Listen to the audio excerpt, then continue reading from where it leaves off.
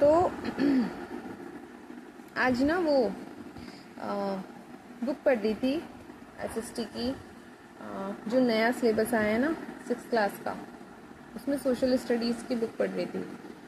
तो उस social studies की बुक में जो हिस्ट्री का पार्ट है, हिस्ट्री के पार्ट में कुछ उपनिषद का जिक्र किया गया है। उपनिषद उसमें 3 हैं,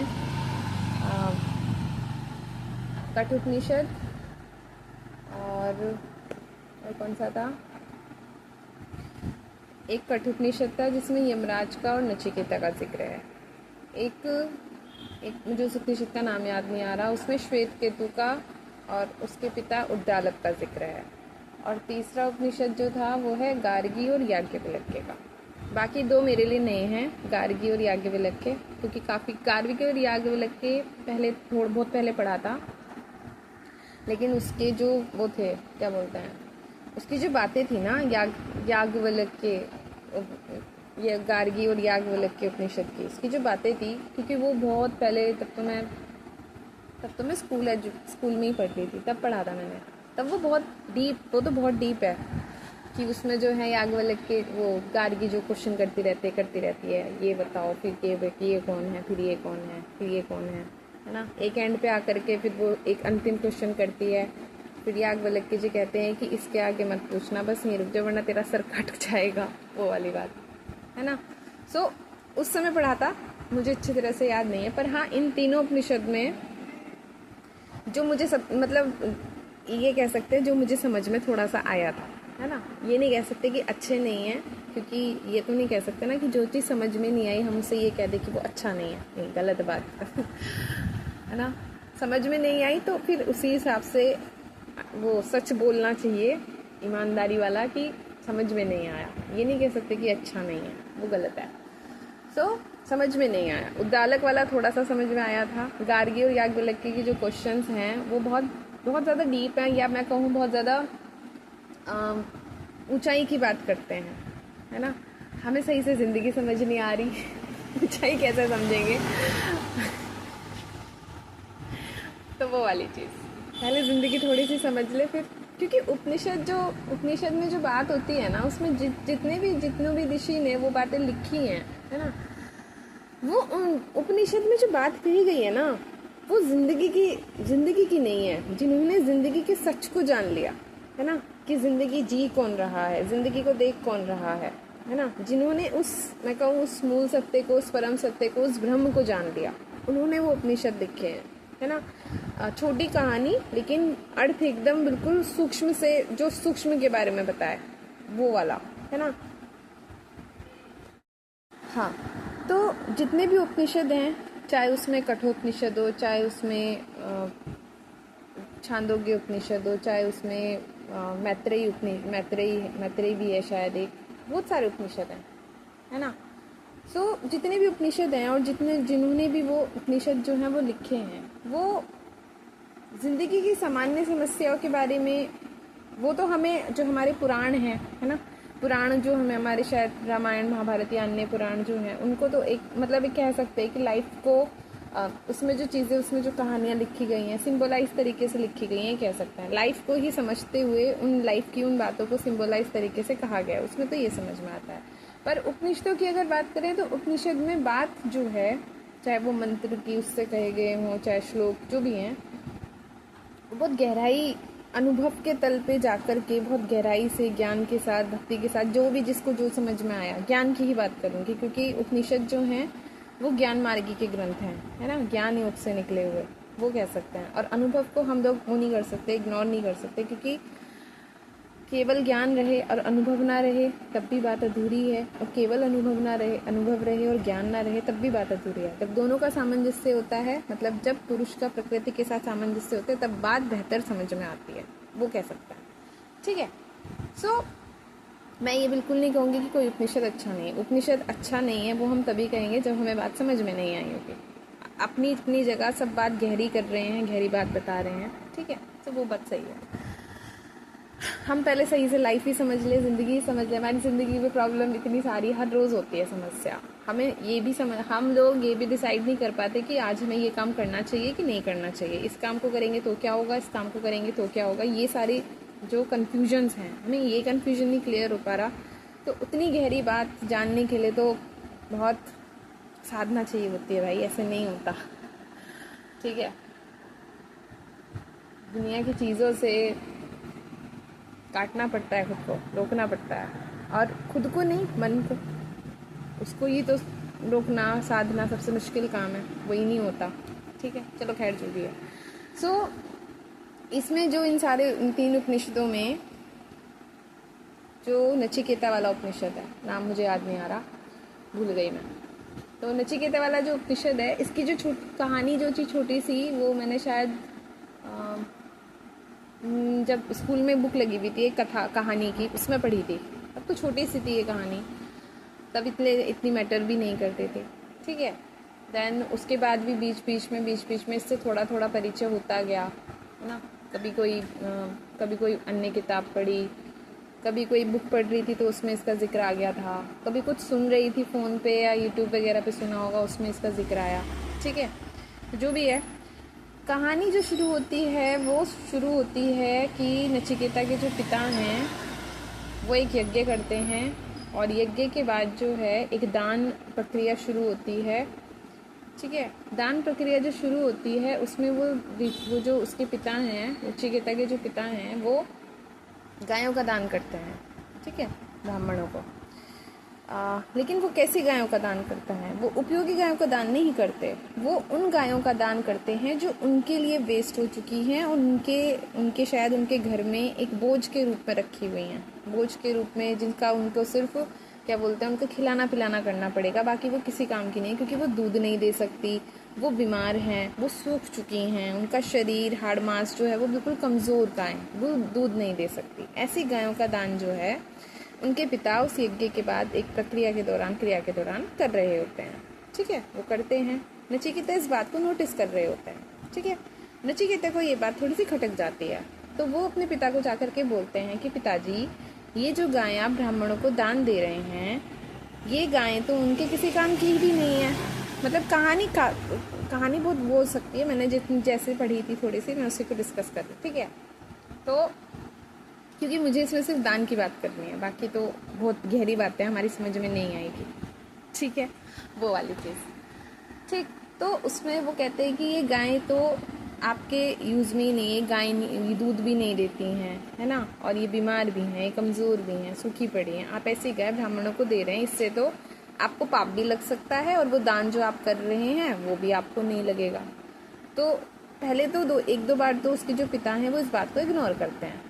ठीक है, नाम शायद जो भी है, ठीक है, इग्नोर करते हैं।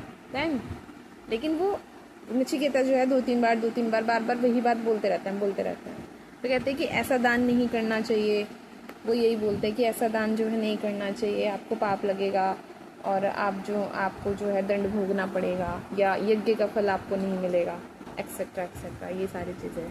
तो फिर नचिकेता एकदम से बोल पड़ते हैं, अच्छा ठीक है, अगर आप इनको दान करते हैं तो आप बताइए मुझे किसको दान करेंगे। तो गुस्से में इरिटेट तो वो ही जाता है, उसके पिता गुस्से में बोल देते हैं कि ठीक है, मैं तुम्हें यम को देता हूँ। ठीक, अब यम की जो बात है वो हम करेंगे बाद में, हम पहले दान की बात करते हैं। ठीक है, जो नचिकेता ने नोटिस किया कि अगर वो व्यक्ति किसी को दान दे भी रहा है ना, तो दान का पहला मतलब तो भाई यही है, दान अब उस जगह पे खुद को रखना पड़ेगा। ठीक है, हम पिता को अभी जो है ब्राह्मणों के स्थान पर रख देते हैं, और ब्राह्मणों को पिता के स्थान पर रख देते हैं। ठीक, अब पिता की दृष्टि से सोचते हैं, अगर वो पिता उन ब्राह्मणों के स्थान पर खड़ा हो जाए, ठीक है, वो गरीब है, ठीक है, और कोई उसके जैसा ही कोई अन्य व्यक्ति, कोई ब्राह्मण दान दे रहा हो, मान लो राजा वो है, वो ब्राह्मण है, ठीक है, और वो ऐसी ही गायों का दान कर रहा हो, तो वो राजा जो है, जो भी गरीब है, वो क्या सोचेगा, है ना, कि अगर इसको ऐसा ही दान करना, ये उस व्यक्ति के थॉट हो सकते हैं उस राजा के, कि अगर इसको ऐसा ही दान करना है जो हमारे किसी काम का भी नहीं, तो इससे अच्छा तो ये दान ही ना करे। मतलब जिस चीज़ को ये खुद यूज़ नहीं करेगा वो ये हमें दे रहा है, अपने घर का नरक निकाल के हमें दे रहा है, अपने घर का बोझ जो है, जो इसके ऊपर बोझ है, वो बोझ हमें दे रहा है ताकि हमारे ऊपर भी बोझ बने। ऐसा ही हुआ, है ना। तो ये दान उपयोगी है क्या? ये दान उसके कर्म कांड में गिना जाएगा क्या? ये दान उसके अच्छे कर्म में गिना जाएगा?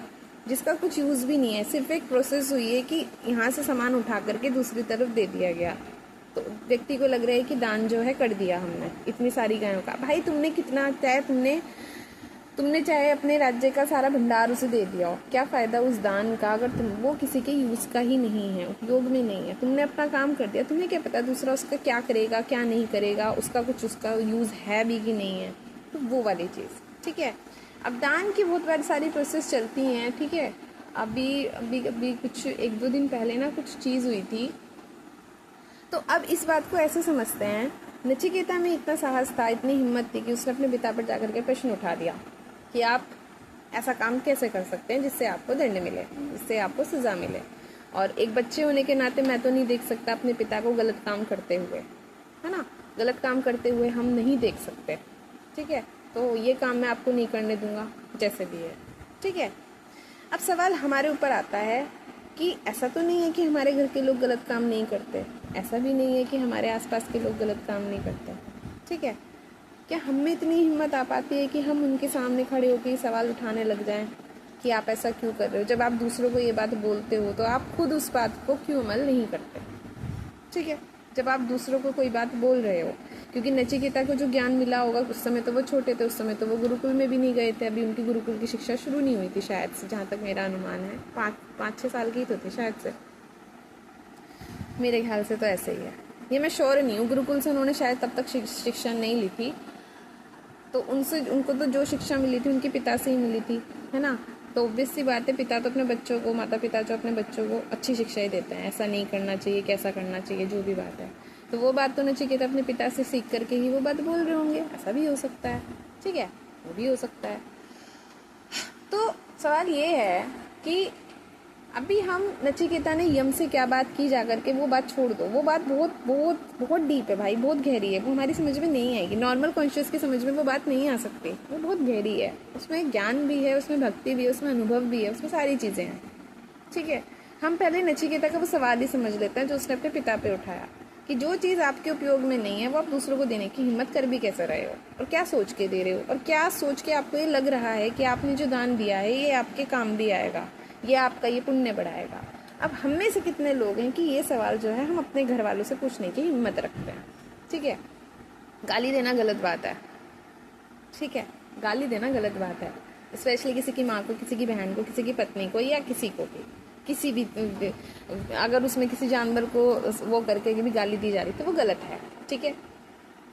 नॉर्मल सी बात है, हर माँ बाप अपने बच्चों को कहते हैं बेटा गलत शब्दों का प्रयोग नहीं करते हैं, ठीक, नहीं करते, गलत शब्दों का प्रयोग नहीं करते जिसमें किसी दूसरे का अपमान हो या कुछ हो, नहीं करते।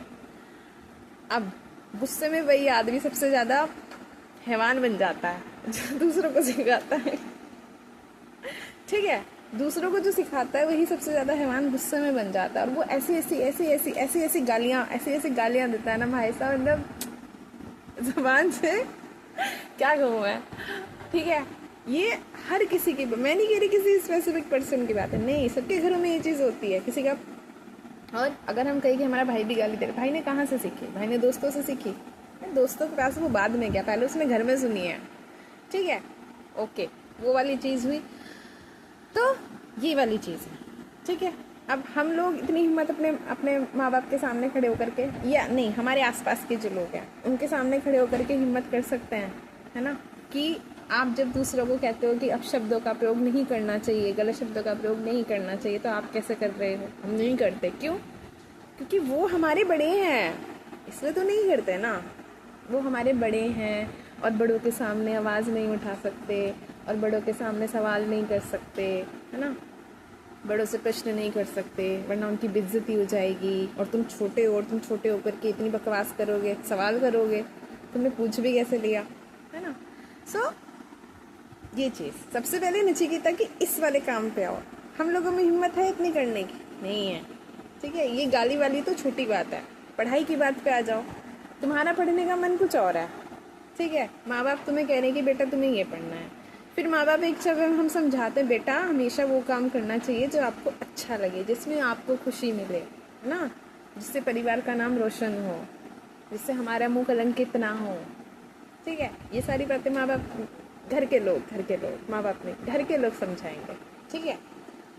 अब वो बच्चा बेचारा थोड़ा सा समझदार होता है, अपने लिए सोचता है कि मुझे किस में खुशी मिलती है, मैं क्या करना चाहता हूँ, है ना, मैं क्या करना चाहता हूँ, मुझे क्या करना चाहिए। क्या तब हम अपने माँ बाप के सामने सवाल उठा सकते हैं कि मुझे ये करना है? वो मना करेंगे, है ना, वो मना करेंगे कि नहीं तुम्हें वो देखते हैं फ़ायदा। मैं नहीं कह रही फ़ायदा देखना गलत बात है, देखना चाहिए, लेकिन उस फ़ायदे का क्या होगा जो इंसान को दिमागी मरीज बना दे, जिस कर रहा है उसको डिप्रेस्ड कर दे, उसको मानसिक स्तर पर पूरी तरह से बीमार कर दे, उसका क्या फ़ायदा? उस फ़ायदे का क्या करेंगे लोग?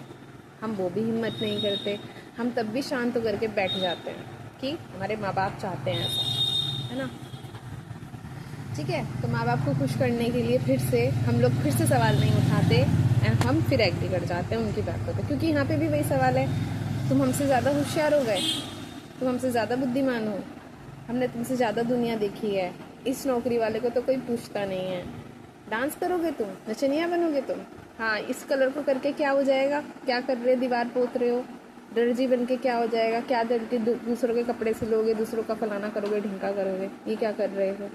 सो ये वही लोग होते हैं। क्या तब आप लोग सवाल उठाते हो? नहीं उठाते। बात ये नहीं है कि वो दान कर रहा था तो उसकी लड़के ने उस पर सवाल उठा दिए। ये छोटी छोटी चीज़ें भी हमारी लाइफ में होती है जिन पे हमें प्रश्न उठाने पड़ते हैं, सवाल करने पड़ते हैं, क्यों है, कैसा है, किस लिए है, क्यों है, ज़रूरत क्या है, और अगर ज़रूरत है तो फिर उस ज़रूरत को सही तरीके से किया जाए, है ना। कोई काम भी अगर कर रहे हो, अब नॉर्मल सी बात है, हर माँ बाप, हर घर के बड़े लोग अपने बच्चों को ईमानदारी की शिक्षा देते हैं कि बेटा चोरी नहीं करनी चाहिए, बेटा काम को सही तरीके से करना चाहिए, है ना, किसी का अपमान नहीं करना चाहिए, घर के बड़े लोगों की रिस्पेक्ट करनी चाहिए, फलाना फलाना ढिंका ढिंका। और जब इनके घर के बड़े लोगों के बीच में लड़ाइयाँ उठती हैं तब कहाँ जाता है इनका ये ज्ञान। लड़ाइयाँ होती है तब देखने वाली बात है कि एक दूसरे के कैसे गला पकड़ने को, खून करने को तैयार रहते हैं यही लोग, बड़े लोग हमारे, ठीक है। और गलत नहीं करना चाहिए। अब ये हमारे देश में जितने भी सारे क्या बोलते हैं राजनेता या अन्य लोग, ठीक है, राजनेता या अन्य लोग जितने भी घूम रहे हैं, ये कौन सी ईमानदारी की शाखा से निकले हैं भाई? ये कौन से ईमानदार है? क्या ये किसी के बच्चे नहीं हैं या इनके बच्चे नहीं हैं? दोनों बातें सोचने की हैं। इनके भी बच्चे हैं तो ये किसी मुँह से अपने बच्चों को ये कहते होंगे बेटा ईमानदारी की राह पर चलो, सही गलत सही करके कुछ नहीं मिलता, ये बोलते होंगे अपने बच्चों को ये बात कि बेटा सही रास्ते पर कुछ नहीं रखा, गलत तरीके से जितना दूसरों को निचोड़ सकते हो, लूट सकते हो, वैसे लूटो, ये बोलते होंगे? नहीं बोलते होंगे, ये बात बोल नहीं सकते, क्योंकि इन्हें पता है कि बोल कर क्या होगा। वो बच्चे फिर सबसे पहले अपने माँ बाप का ही गला काटेंगे, ये नहीं बोल सकते, तो एक्शंस में इसलिए छुपा के करते हैं, इसलिए ये चीज़ें जो है ना सामने रख के नहीं की जाती, छुपा के की जाती हैं, वो चीज़ है। तो ये चीज़ें हम, ठीक है, हम बुक्स पढ़ रहे हैं, हम ज्ञान ले रहे हैं, हम गहरी बातों को जान रहे हैं, गहरी बातों को अभी मत जानो, ठीक है, गहरी बातों को भी छोड़ दो, लाइफ को समझ लो यार। सबसे ज़रूरी चीज़ ये है अपनी लाइफ में, सबसे ज़रूरी चीज़ है, सबकी लाइफ में पता है क्वेश्चंस होते हैं। और दूसरी चीज़ ये भी नहीं है कि ये जो गहरी किताबें हैं, है ना, गहरा ज्ञान है, ये भी किसी ने ना ज़िंदगी के साथ जीते हुए अनुभव प्राप्त किया, सीखा, समझा। वो किसी दूर जगह पर नहीं गए सीखने के लिए या समझने के लिए या पढ़ने के लिए। सबसे पहली ज़रूरत होती है इंसान खुद रह कर के चीज़ों को समझे, जाने, है ना। फरीद साहब जी, शेख जो वो थे सूफी संत फरीद साहब जी, उन्होंने पहले, उनकी माँ ने उनको कितना तैयार किया, उनकी माँ के द्वारा बताया गया, क्योंकि उनकी पहली गुरु, जैसे अगर हम फरीद साहब को पढ़ते हैं तो उनकी जो पहली गुरु थी वो उनकी माँ ही थी। तो उनकी माँ ने पहले उनको कितना तैयार किया, उनको कितना साधा, है ना, पहले उनको कितना संयमित कराया, हर अच्छी बात से उनका परिचय कराया। सबसे ज़रूरी जो एक बेस तैयार करना होता है ना, बेस तैयार करना, वो फरीद साहब जी की उनकी माँ ने कर दिया था, है ना। बाद में जब उन्हें और गहरी इच्छा हुई जानने की, तब उनकी माँ ने कहा कि इस बात को मैं तुम्हें नहीं समझा पाऊंगी, क्योंकि इतना मैं नहीं जानती जो तुम सवाल मुझसे कर रहे हो, है ना। तो उनकी माँ ने कहा, फरीद साहब जी की माँ ने बोला कि जो सवाल तुम मुझसे अब कर रहे हो ना इतने उस पर आकर के, तो उससे पहले उनकी माँ ने उनका बहुत सपोर्ट किया, बहुत मतलब हर एक बात को, कुरान शरीफ और जो अन्य चीज़ें थी उनको पढ़ाई, समझाई, सिखाई, फिर उनको कैसे चीज़ें करनी चाहिए, चाहे उनके खाने को लेकर के हर हर चीज़ पे फरीद साहब जी ने उनको संयम जीवन, जो जिस भी तरीके की भक्ति के लिए जिस भी चीज़ की ज़रूरत होती है वो उन्होंने की। ठीक है, देन कोई इंसान उस तरह का जीवन जिएगा तो हो नहीं सकता ना कि उसके अंदर विचार ना आए उस चीज़ को जानने के, या वो आगे ना बढ़े, नहीं हो नहीं सकता है ना। किसी की जिम्मेदारी होती है आपको सही बात बताना। हाँ, आप उसमें कितना उतरोगे, आप उसमें कहते हैं कितना आगे बढ़ोगे, आप उसमें कितने दृढ़ रहोगे, कितने संकल्पित रहोगे, कितने श्रद्धावान रहोगे, कितना विश्वास रहेगा, वो आप पर डिपेंड करेगा, है ना, आप उसमें कैसे हो। उसके बाद वो उस लाइफ को जीते गए। तो एक तरह से एक बहुत अच्छा बेस जो था उनकी माँ ने उनका तैयार कर दिया। जो एक योगी होने के लिए जो भी ज़रूरतें होती हैं उनको उन्होंने वो सारी चीज़ें सिखाई। उसके बाद जब फरीद साहब जी अपनी माँ से प्रश्न करते हैं, है ना, अपनी माँ से प्रश्न करते हैं, सवाल करते हैं, तो उसकी माँ, उनकी जो माँ है वो सीधा उन्हें नॉर्मल शब्दों में कहती है कि जो सवाल तुम्हारे अब मेरे से हैं वो इनके जवाब मैं तुम्हें नहीं दे पाऊँगी, क्योंकि मैं नहीं जानती, और इसके लिए तुम्हें जो है अब खुद से अपनी यात्रा करनी पड़ेगी, खुद ढूंढना पड़ेगा ऐसे व्यक्ति को जो तुम्हारे इन सवालों के जवाब दे सके, है ना। उसके बाद उन्हें वो अपनी सफ़र यात्रा शुरू करते हैं, अपना अगला पड़ाव शुरू करते हैं, है ना। उसके बाद वो अपने गुरु से मिलते हैं। उस गुरु से पहले उनके साथ वो वाला सीन भी होता है, मतलब उनकी सिचुएशन इतनी ख़राब हो जाती है, इतनी ख़राब। तो उसके बाद जो है शेख फरीद साहब जी जो है वो गुरु को ढूंढने की यात्रा पर निकलते हैं अपनी माँ के आदेश के बाद। ठीक है, तो वो निकलते हैं। अब चलते चलते, क्योंकि रास्ता भी बहुत वो होता है, पता होता नहीं जाना एग्जैक्टली किस तरफ है ना, पूछते पूछते किसी तो मतलब अब उनका जो है शरीर जो है वो बहुत ज़्यादा सूख जाता है, मांस हो जाता है, और मेरे ख्याल से वो योग जो है, योग में होते हैं मेरे ख्याल से हठ योगी होते हैं वो, और खाने पर भी उनका जो है काफ़ी ज़्यादा संयम होता है। ठीक, तो ये सारी चीज़ें, अब खाने की कमी की वजह से उनका शरीर इतना कमज़ोर हो जाता है कि उनके शरीर का जो मांस है मतलब वो बहुत कमज़ोर हो जाते हैं, तो वो ऐसे ही लेटे रहते हैं ज़मीन पर, है ना। कौवे जो हैं उनके शरीर को, ये वो फरीद साहब जी से रिलेटेड फेमस कहानी है वो वाली कि वो जो है उनका मांस जो है कौवे नोचते हैं, है ना। तो उसके बाद जो है फरीद साहब जी बोलते हैं कि वो वाला जो कौन सा है, खइयो ना तो नैना मोरे मोहे पिया मिलन के आस, ये वाला जो शायद दोहा है, ये फरीद साहब जी ने उस सिचुएशन में बोला था, है ना, कि कौवे जो हैं उनका शरीर का मांस खा रहे हैं, और उस स्थिति में फरीद साहब जी जो है कौवे से, अल्लाह से शायद वो कर रहे हैं, बंदगी कर रहे हैं कि चाहे मेरा पूरा शरीर खा लेना लेकिन मेरी आंखें छोड़ देना, ताकि मैं अपने गुरु के पिया का मतलब वहाँ गुरु से था, कि मैं अपने गुरु के दर्शन कर सकूँ, है ना। सो वो वाली चीज़, तो वो वहाँ से निकले। तो उसके बाद वो अपने गुरु के पूछते पूछते किसी से जानते हुए पहुँच जाते हैं फाइनली, है ना। मतलब इन चीज़ों को देख करके ना लगता है कि चाहे जितने भी रहे हों संत, जितने भी इस तरह के लोग हुए हैं, मुझे लगता है कि वो गुरु के मिलने के बाद ना शायद शांत हो जाते हैं, चुप हो जाते हैं, मौन हो जाते हैं। इसलिए जितना भी बोलते हैं ना वो केवल तब तक ही बोलते हैं जब तक उन्हें वो इम्पोर्टेंट पर्सन मिलता नहीं है ना।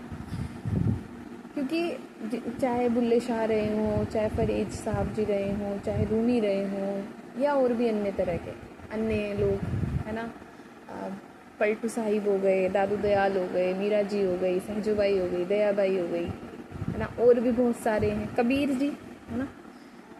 मुझे अब कबीर जी के बारे में तो मुझे आज तक कन्फ्यूजन है कि वो रामानंद जी से मिलने से पहले बहुत बोले या उनके मिलने के बाद बहुत बोले, या वो उनसे कभी मिले कि भी नहीं मिले। ये कन्फ्यूजन बहुत बड़ा है ना। वो वाली चीज़ गुरु नानक देव जी,